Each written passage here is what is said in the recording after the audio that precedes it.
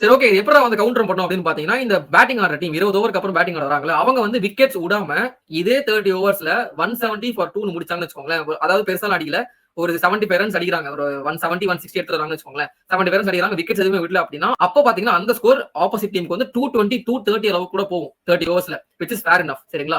ஆனா இந்த ப்ராப்ளம் என்னன்னா, இது பிராக்டிகலா கொஞ்சம் இம்பாசிபிள். ஏன்னா ஒரு 29 ஓவர் வரைக்கும் விக்கெட் விடாம கூட ஆடும் சில டீம்ஸ். அந்த கடைசி ஓவர்ல ஒரு எக்ஸ்ட்ரா ரன் ஓட போயோ, இல்ல அந்த கடைசி ஓவர்ல கொஞ்சம் அடிக்க போலாம்னு ஸ்லாக் பண்ண போய் ஒரு 2 விக்கெட் போறதுக்கு வாய்ப்பு இருக்கு. 9 விக்கெட் அளவுக்கு எக்ஸ்ட்ரீமா போகாட்டி கூட ஒரு 4 விக்கெட் போச்சுன்னு வச்சுக்கோமே. ஆனா அந்த 2 விக்கெட் போற அந்த கடைசி ஓவர்ல 2 விக்கெட் போறதுமே 20, 30 ரன் ஃபைனல் டார்கெட்ல வந்து கம்மியாகும். ஒரு 200, 119 தான் அந்த டார்கெட் முடியும். 4 விக்கெட் விட்டுருந்தாங்கன்னா. அந்த மாதிரி ஒரு டிராஸ்டிக்கா ஒரு சின்ன மிஸ்டேக். ஆக்சுவலினா இப்போ 30 ஓவருக்கு வந்து ஒரு 150, 160 அடிக்கிறாங்கன்னு வச்சுக்கோங்க.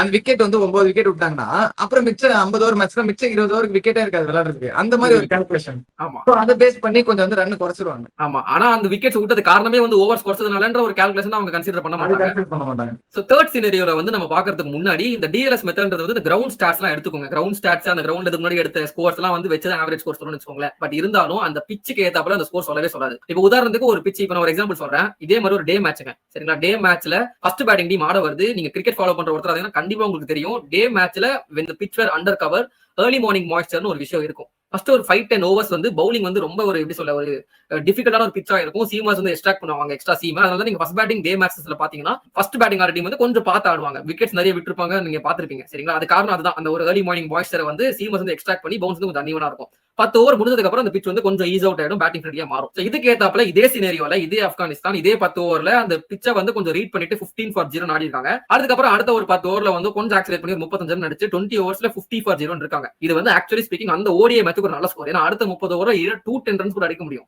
பேட்டிங் வந்து ஃப்ரெண்ட்லி பேட்டிங் பிட்ச் ஆயிரும். ஆனா இந்த இடத்துல மழை வந்ததுன்னு வச்சுக்கோங்க. கதை முடிஞ்சு 20 ஓவர்ல 50க்கு 0 இருக்கிறப்போ ரெக்வயர்ட் வந்து பாத்தீங்கன்னா ஒரு 100 ரன் 110 ரன் தான் இருக்கும் 20 ஓவர்ஸ்ல ஃபார் சேசிங் டீம். அப்ப நீங்க கேட்கலாம் ஏன்டா மழை பெஞ்சாலும் தான் வந்து கவர்ஸ் போடுவாங்க. அப்ப செகண்ட் பேட்டிங் ஆடுற டீமுக்கும் வந்து அண்டர் த கவர்ஸ் கஷ்டமா தான் இருக்கும்னு கேட்டீங்கன்னா டிஃபரன்ஸ் இருக்கு. ஓவர் நைட் கவர்ஸ்க்கும் மழை பெஞ்சு அந்த வர கவர்ஸ்க்கும் பெரிய டிஃபரன்ஸ் இருக்கு. எஸ்பெஷலி சன்லைட் அடிக்கிறப்போ இங்க 10 ஓவர்ஸ் கஷ்டமா இருந்துச்சுன்னா இங்க ஒரு 2 ஓவர் தான் கஷ்டமா இருக்கும். சரிங்களா? சோ இந்த ஒரு 2 ஓவர் 3 ஓவர் இருக்கு வச்சுக்கோங்க. மேக்ஸிமம் 5 ஓவர்ஸ் வந்து கஷ்டமா இருக்கும் செகண்ட் இன்னிங்ஸ்க்கு. அப்படி இருக்கிறப்போ 5 ஓவர்ஸ்ல இவங்க வந்து ஒரு 10 ஃபார் 0 இருந்தாலுமே மீதி இருக்கிற 15 ஓவர்ஸ்ல வந்து 110 அடிக்கிறது கஷ்டமா கிடையாது. ஈஸியா சேஸ் பண்ணிடுவாங்க.